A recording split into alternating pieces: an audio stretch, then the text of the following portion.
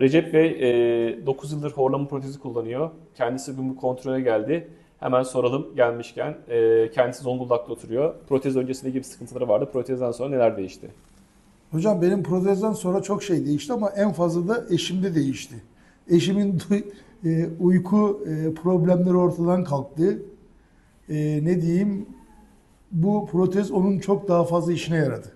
Benim de uykularım düzeldi. Gece uykuda sıçramalarım Hı hı. bitti.